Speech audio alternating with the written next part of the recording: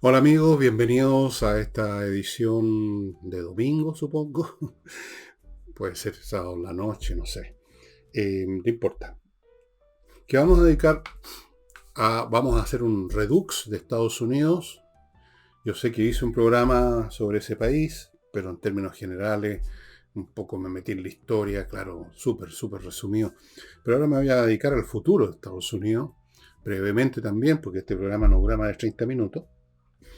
Y vale la pena hacerlo por varias razones. Una de ellas es la llegada al poder después de una verdadera odisea política de Donald Trump, nuevamente presidente de Estados Unidos. Entonces, no es meramente un presidente más que llegó al poder, y por eso viene a cuento ver qué va a suceder con él, qué significa Trump, de dónde viene, a dónde va o podría ir Estados Unidos, porque el futuro naturalmente solo podemos tener adivinanzas o proyecciones que llaman ¿cómo le llaman? Los científicos sociales. Bueno, eh, vamos a dedicarnos a eso en este programa, estimado amigo. Y yo no soy el único, por supuesto, hay millones de personas en el mundo que están, o sea, quizás todos los habitantes del planeta estamos haciendo las mismas reflexiones o tratando de hacerlas, algunos con mayor prestancia académica y otros como yo con ninguna, pero nos estamos haciendo alcances o reflexiones sobre qué viene, qué significa toda esta cuestión. Todos tenemos la sensación que no es un presidente más, no es un Jimmy Carter que fue elegido, un Nixon o un Eisenhower, otra cosa. Y a propósito de eso, estuve leyendo un artículo que publicó en una revista de ciencias sociales, una revista académica, Francis ¿cómo se llama? Fukuyama. Ustedes quizás recuerden, el nombre quizás les suene. Pero antes de entrar a Fukuyama y qué es lo que ve él en esta llegada al poder de Donald Trump, permítanme recordarles, estimados amigos, un par de cositas. En unos días más, ya les voy a dar la fecha exacta, todavía no la tengo, va a reabrir sus puertas en otro local, la Casa del Jamón, con todo lo mismo que tenía antes ahí en Tenderini, con las ricas comidas, con el flamenco, con todo eso. Ya se los voy a contar. Segundo, la librería, la tienda El Villegas, elvillegas.cl es la tienda. Todavía nos quedan ya no muchos libros de los que reimprimimos de Insurrección, Debut y Despedida y otros pocos más que se han estado yendo bastante rápido. Así que si usted está interesado, ya sabe, tiene que entrar ahí, elvillegas.cl/tienda y va a encontrar esos libros a precios muy convenientes. Pronto les vamos a contar del libro que ya hoy día voy a recibir la maqueta de la imprenta a ver cómo quedó y tengo que hacer una revisión del texto a ver si no hay algún error de último minuto que se me pasó a mí o que en la tipografía, qué sé yo. Ya les voy a contar. Y entremos en materia. Fukuyama. En su artículo, este hombre que se hizo famoso con un libro que se llamaba El fin de la historia, ahora más modestamente habla del fin del liberalismo, ya una cosa un poco más acotada. Bueno, El fin de la historia fue un libro que produjo muchas críticas y hasta burlas, porque realmente la historia no se acabó, ni siquiera en el sentido en que lo planteaba Fukuyama. Si Fukuyama no estaba obviamente diciendo que íbamos a quedar todos paralizados, así estáticos en un mundo tres momia universal para siempre, se refería a otras cosas más, más razonables, pero tampoco se dio eso, ni mucho menos. La historia de los últimos años ha sido una refutación completa del pensamiento de Fukuyama. Así que ahora se va a algo más acotado. Eh, no es que anuncie así de frentón el fin del liberalismo, pero hace algunos alcances que parecen apuntar a que él lo ve en complicaciones. Dice que el ascenso de Trump al poder no es un presidente más, sino que es el inicio de una nueva era histórica. En eso yo estoy de acuerdo completamente y creo que todos sentimos más o menos lo mismo. Que por ese motivo y por otros también, que estamos entrando a otra era histórica que podría significar el fin del liberalismo. El fin del liberalismo. Dice que Trump no es que tenga la intención malévola de terminar con todos los elementos propios del liberalismo, que es el imperio de la ley, la igualdad ante la ley, la libertad, todas esas cosas, sino que en su pensamiento y en sus metas, algunas anunciadas abiertamente y otras que uno podría adivinar, están iniciativas que deteriorarían. No dice él que vaya a acabar Fukuyama, no dice que vaya Trump a llegar así como hizo Hitler, que cerró el parlamento, el Reichstag alemán de un día para otro y instauró una dictadura feroz de un día para otro, poco menos cuando se convirtió en canciller. No, pero que va a tomar acciones que van a ir deteriorando progresivamente esta era liberal de Estados Unidos.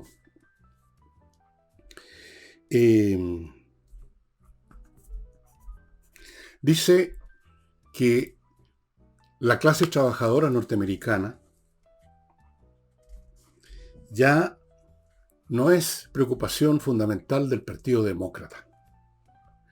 Que el Partido Demócrata está más interesado, su preocupación, por grupos menores definidos por otros rasgos que el hecho de que sean unos trabajadores. Minorías sexuales, minorías raciales, los inmigrantes, determinados grupos de interés que pueden ser mayores o menores, pero que no son representativos, no están en paralelo, por así decirlo, con la clase trabajadora.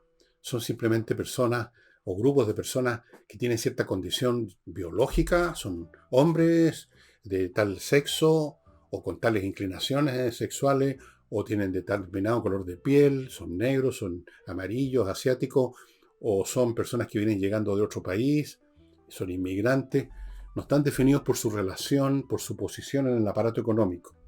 Y por ese motivo, y esto lo ha dicho también, lo dijo Sanders, lo comenté el otro día, y lo han dicho seguramente otros comentaristas, la clase trabajadora, sintiendo que el Partido Demócrata le daba la espalda, decidió entonces darle la espalda al Partido Demócrata.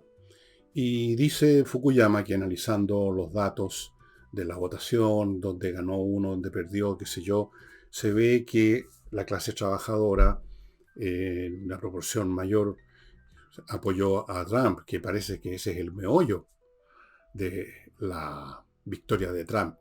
Con clase trabajadora, no sé exactamente a qué se está refiriendo específicamente Fukuyama. Me imagino que se está refiriendo al mundo de las personas que trabajan en posiciones menos intelectuales, ¿no? El trabajador más bien manual, los empleados de oficina menores, los que trabajan en fábrica, los que atienden servicio, que trabajan en una pizzería, o en fin, toda esa multitud de trabajos que puede desempeñarlos cualquier persona porque no requieren conocimientos especiales ni talentos especiales, están al alcance de cualquier persona. Y a eso en general es lo que, sin dar esta explicación, porque podría ser un poquito desdorosa, se refieren con el concepto clase trabajadora en todas partes. No se refieren a, por ejemplo, a los grandes académicos o a los ejecutivos que también trabajan, se refieren a esos segmentos de trabajadores más humildes, posiciones más humildes, más sencillas, muchas de ellas vinculadas simplemente con las manos, con el movimiento físico, con preparar un hot dog en una tienda, en un lugar, o atender detrás de un mesón, cosas como esas. O trabajar en una fábrica con una máquina. Bueno, hay millones de esos individuos en Estados Unidos todavía, a pesar de que muchísimas fábricas, algunas han desaparecido por la competencia asiática, otras han desaparecido los puestos para las personas porque han sido reemplazadas por maquinaria, por automatización. Pero quedan muchos todavía. Y esa gente le habría dado la espalda al Partido Demócrata porque, como decía Fukuyama, a un hispano de Florida que trabaja en un supermercado reponiendo mercadería, o sea, el típico miembro de eso que llaman la clase trabajadora, ¿qué le importa la suerte de los inmigrantes, aunque sean también hispanos? ¿Qué le importa los pininos feministas o de quien sea, de qué tal o cual grupito? Y mucho menos le importa lo que piensan los estudiantes de la Universidad X, Y o Z. Le está preocupado ese trabajador del supermercado en Florida, en Miami, de qué pasa con el precio de la vivienda que arrienda, qué pasa con el precio de la gasolina, qué pasa con la inflación en general que ha habido en Estados Unidos, qué pasa con su pega, con su vida. No importa un cuesco esa otra minoría. Eso dice Fukuyama.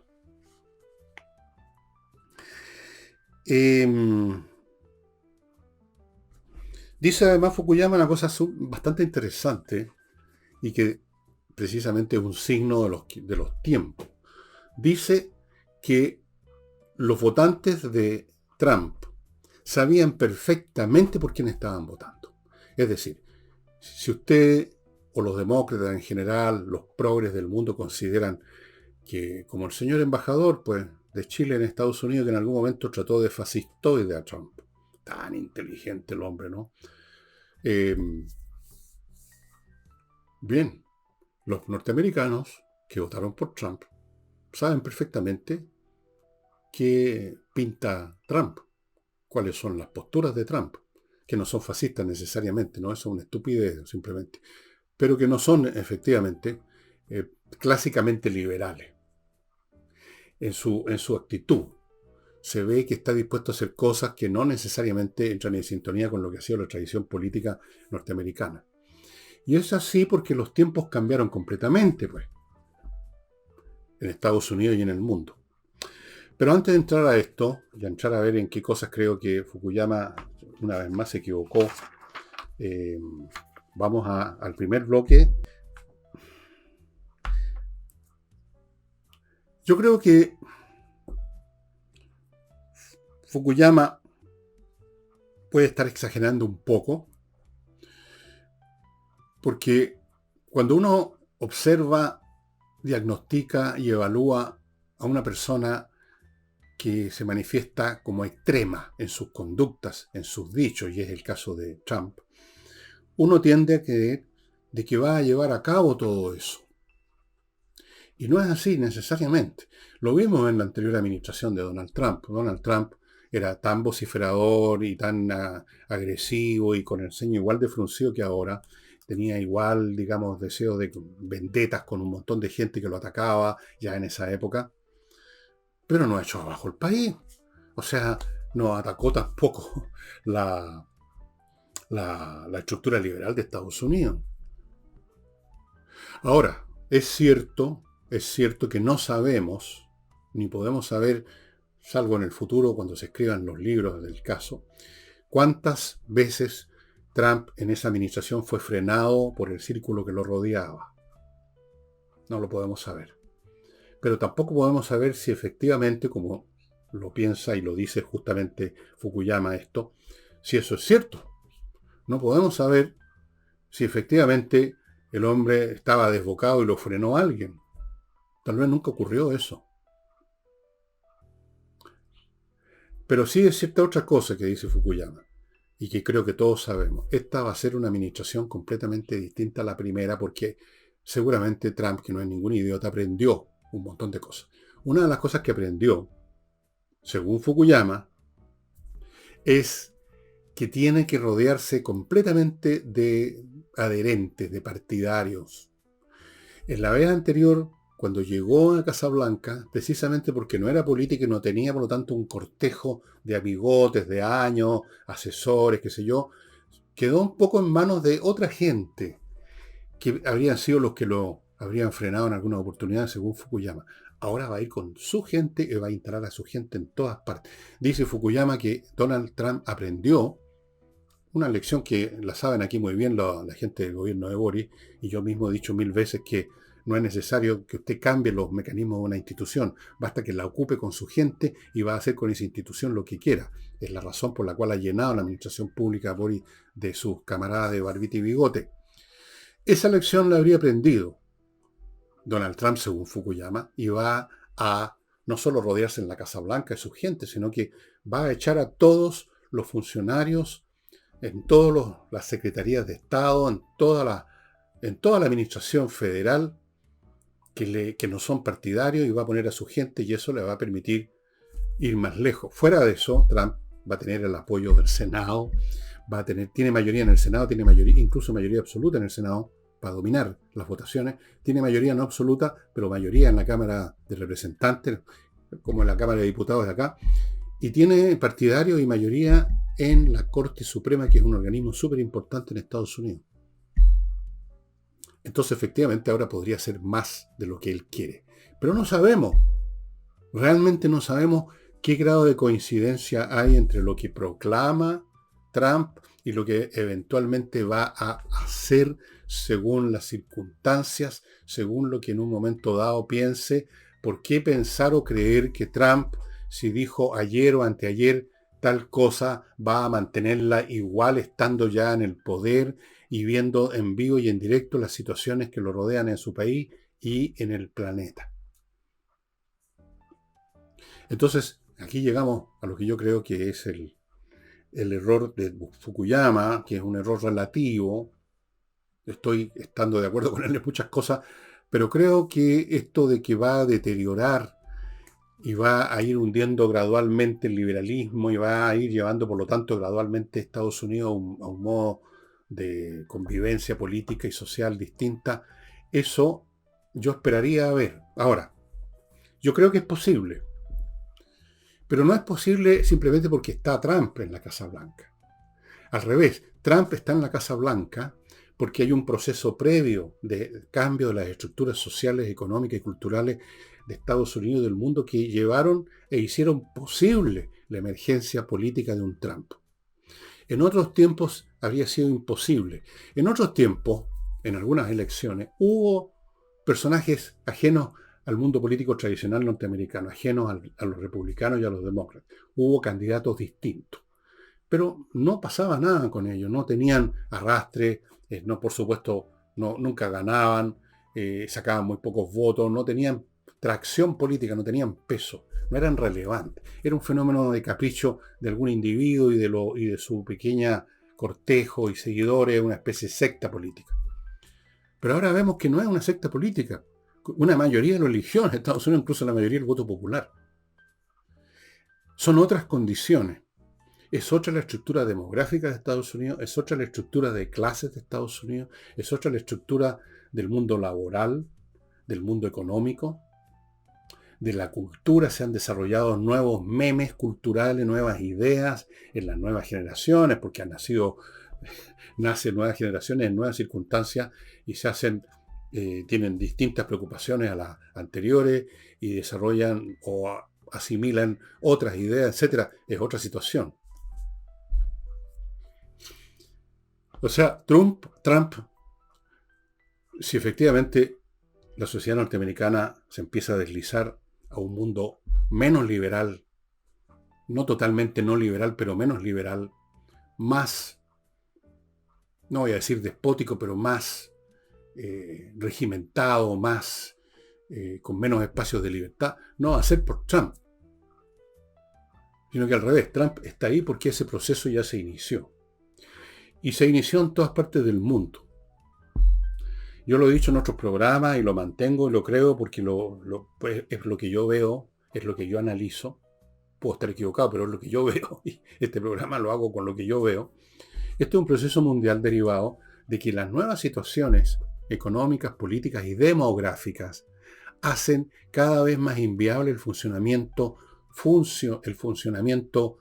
en un nivel, digamos, de cierta eficacia de la democracia clásica, del liberalismo. Se hace más difícil porque las masas humanas ahora son mucho mayores en términos absolutos y relativos en comparación con las élites, son mucho más poderosas, tienen más elementos de poder, tienen más conciencia de sus propias aspiraciones, tienen más discursos que se han ido acumulando a lo largo de toda la historia ideológica del planeta, más discursos que reduzcamos a la idea clásica de los derechos y más derechos.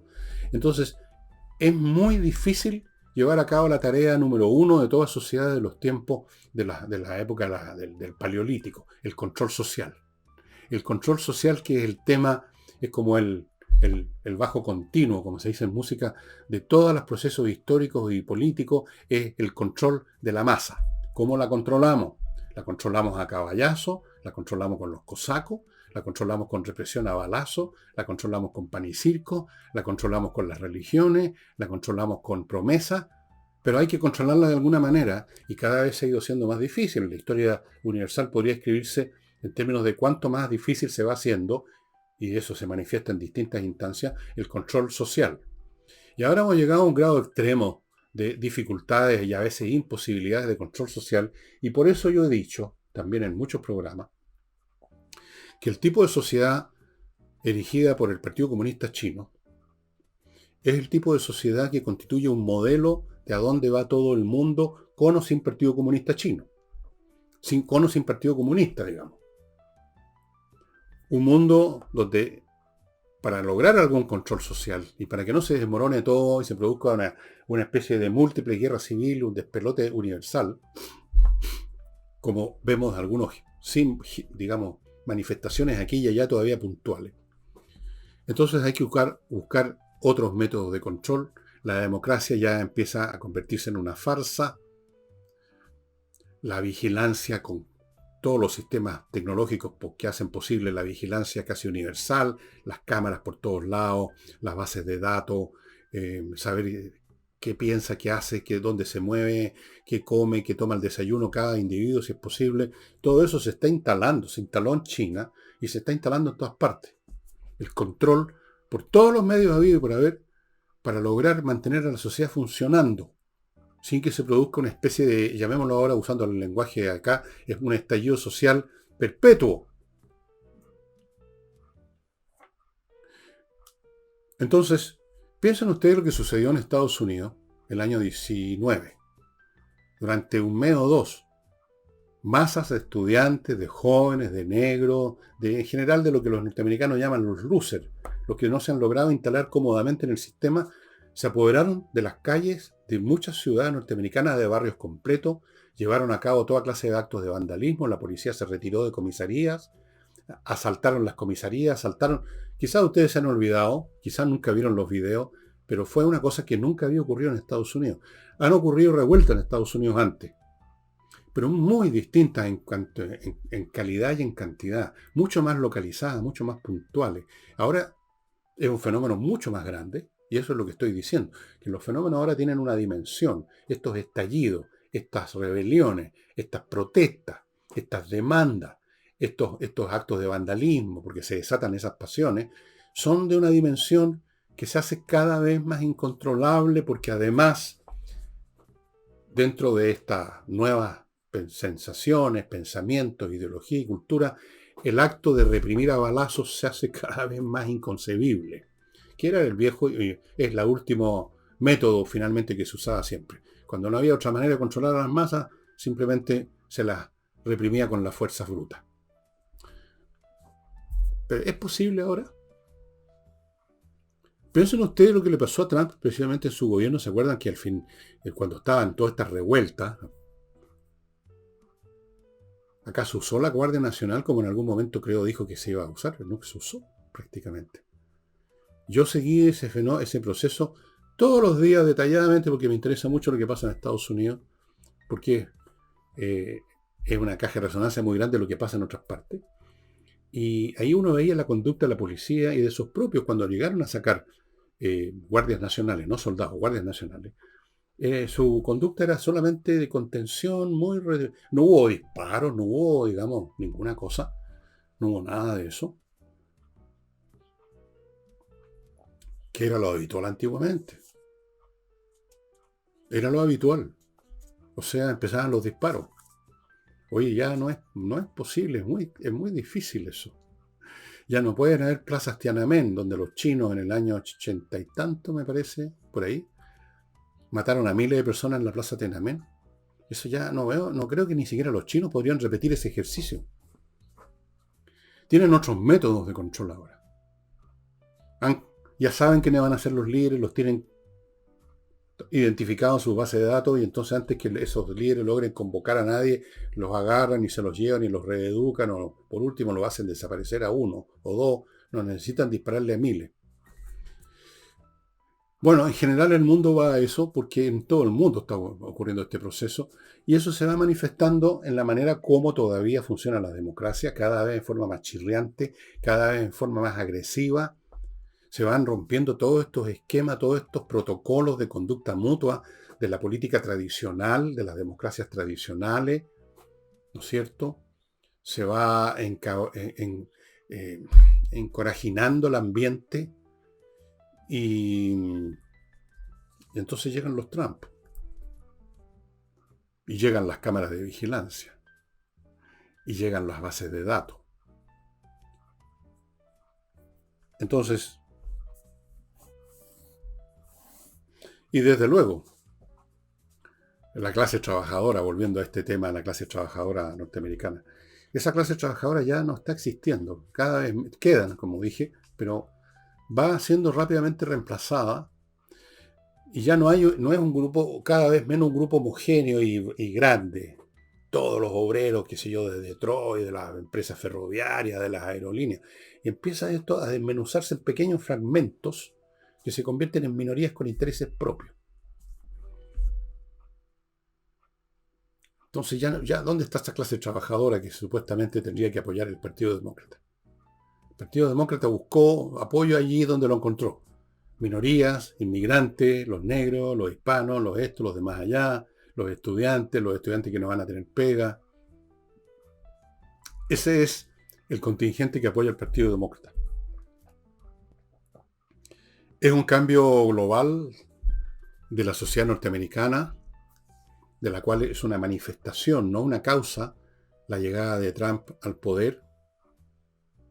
Y por todas estas razones, lo que haga Trump es menos, va a ser el menos un agente causal que un efecto. Lo que haga, y no va a hacer todo lo que Fukuyama teme, pero va a hacer algo. Yo creo, entre otras cosas, que va a ser bastante vengativo con los que lo fastidiaron por todos lados, va a ser bastante, no se va, porque además ya no puede después reelegirse nuevamente, entiendo que no, entonces se va a dar el gustito, va a muchos de estos periodistas, ya, yo he visto algunos ya con entrevistas, todavía no es presidente, lo han entrevistado algunos periodistas que no lo detestan, los periodistas norteamericanos que también entraron en esta lógica de la división, y la manera como les contesta a Trump y la manera como se comporta con ellos señala que cuando llegue a ser presidente no van a pasarla muy bien algunos de estos fulanos. Va a hacer lo posible Trump por cobrarse la cuenta. Le va a cobrar la cuenta a muchos, hasta donde pueda. Y ahora va a poder más que la vez anterior, porque como digo, ahora va a llegar con todo su equipo, con el Congreso a su favor, con la Cámara de Representantes, con mayoría, con la Corte Suprema, con el apoyo de la mayoría de la población. Hay de los woke de ahora en adelante, por un tiempo por lo menos. Porque para serle franco y mirando aún más lejos, lo que va a intentar Trump no va a cambiar básicamente el curso de la historia. No. Y saquemos lecciones para Chile en esto. Lo que vaya a ser el futuro gobierno de oposición, si es que llega a ser elegido un candidato de oposición, porque no está todo ya decidido, por las razones que he explicado aquí muchas veces en este programa, en el sentido que la oposición chilena es realmente muy torpe. Pero si llega a haber un gobierno de oposición, que de todas maneras es lo más probable, no va a poder deshacer ni hacer girar en las manecillas del reloj al revés. No va a poder. Algunas cosas sí, muchas no, porque los que llegaron al poder ahora, estos jóvenes, los Boris y compañía y todos los demás, la horda, la generación baldada, como los llamo yo, y creo que con buenas razones, lamentablemente, no son sino efecto de un proceso mayor. Y ese proceso mayor, digamos, uno no lo puede evitar. Es como una ola. Usted puede surfear una ola, pero usted no puede parar una ola. Usted tiene que manejarla como hace el surfista. La usa, trata de hacer sus marihuanzas absurdas en un tablón, no sé para qué diablo, pero en fin, Pero no puede detener una ola, no puede modificar la ola. Tiene que manejarse con la ola y si se equivoca, la ola lo da 20.000 vueltas. Así que lo que vamos a ver con Trump, yo creo, es una administración distinta a la anterior de Trump, una administración distinta a todas las administraciones previas presidenciales en Estados Unidos, pero tampoco va a ser este proceso de demolición, aunque sea por cuota, que pronostica Fukuyama, que ya se ha equivocado otras veces. Aquí sí, quizás se equivoca bastante menos. Eh, pero en todo caso, lo que haga contra el liberalismo, lo que haga Trump, que pueda ser evaluado como un ataque al liberalismo, no va a ser un ataque de Trump, sino que de las fuerzas históricas que están, digamos, deteriorando las condiciones de existencia del liberalismo y de todo lo que entendemos como tal cosa. Ni siquiera sé si Trump va a acelerar ese proceso. Puede ser, puede que no. Hay muchos factores, desde luego los factores internacionales. No hay nada que se pueda adivinar fácilmente. Hay algunos que ya están llorando por Ucrania, dicen que Ucrania se va a quedar sin ningún apoyo norteamericano. ¿Quién sabe? ¿Quién sabe? ¿Quién sabe qué nuevas situaciones va a haber Trump? ¿Quién sabe qué nuevas situaciones van a aparecer ante la vista de Trump? No se puede, digamos, llegar y decir, ahora Ucrania se queda sin apoyo armamentístico norteamericano y los rusos, aunque pagando un costo enorme, porque ya llevan más de 700.000 bajas ya, pero no les importa a ellos, ya lo he contado 1000 veces eso. En la ideología militar rusa da lo mismo las bajas, la cuestión es ganar. Después les dan medalla a los viejitos que sobrevivieron a las masacres, como lo vimos después de la Segunda Guerra Mundial, en que perdieron millones de hombres, pero los sobrevivientes los llenaron de medalla y ganaron. Entonces, y los muertos no pueden reclamar. Pero quién sabe si va a suceder eso. Quién sabe también si va a ser tan permisivo, como aparentemente lo manifiesta ahora, o lo ha manifestado cuando era candidato con los israelitas. Van a entrar a jugar otras circunstancias.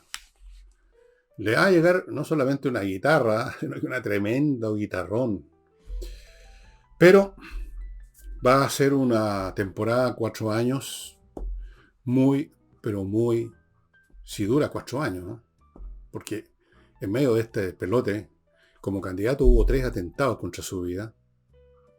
Y quién sabe si lo van a seguir habiendo. Seguramente que van a haber intentos. Seguramente que van a haber intentos. Quién sabe lo que va a suceder. Sí, me parece que las fuerzas disruptivas se han ido acumulando muy fuertemente en Estados Unidos como resultado de este proceso de grandes masas que han crecido en cantidad y en poder y al mismo tiempo están más marginalizadas porque esta es una sociedad y una economía, y esto está ocurriendo en Chile y en todas partes, donde lo que se premia es habilidades, capacidades que las tiene una minoría. Esa minoría le va cada vez mejor y es más rica. La mayoría no. Entonces se están juntando potenciales de conflicto muy grandes en Estados Unidos. Muy, muy, pero muy grandes. Y ya van a ver ustedes que las fuerzas que apoyaron a Biden, apoyaron a Kamala Harris, no se van a quedar como en otras anteriores elecciones. Bueno, ya perdimos y volvemos a lo nuestro, a la vida de todos los días. No, van a empezar a joder en gran escala. Acuérdense. Bueno, todo esto de Estados Unidos, como dije ya, vale la pena seguir lo que ocurre ahí, porque va dando indicios, dada la escala, donde, como todo ocurre en un país tan grande y tan potente, da indicios más claros de lo que puede ocurrir y de lo que está ocurriendo en otras partes. Desde luego lo que está ocurriendo en Chile, en una escala más pequeñita, menos notoria, quizás en algunos aspectos, en otros es más notoria que en Estados Unidos. Y este es un futuro que viene en que el tema del control social se va a tener que resolver de maneras que no son necesariamente muy democráticas, muy liberales. Inevitablemente, se esconda o no se esconda el control. No es que vaya a haber un policía en cada esquina, pero usted ya ahora, hoy, cada uno de nosotros, incluso los chilenos, estamos en bases de datos de toda clase de cosas. No solamente bases de datos chilenas, ojo, no solo. los norteamericanos han estado durante años haciendo un trabajo de juntar antecedentes de personas que les parecen a ellos que pudieran tener alguna relevancia o algún efecto en alguna cosa de todo el mundo. O sea, es probable que usted, señor, esté en alguna dirección de memoria de una base de datos en Estados Unidos de alguna organización norteamericana.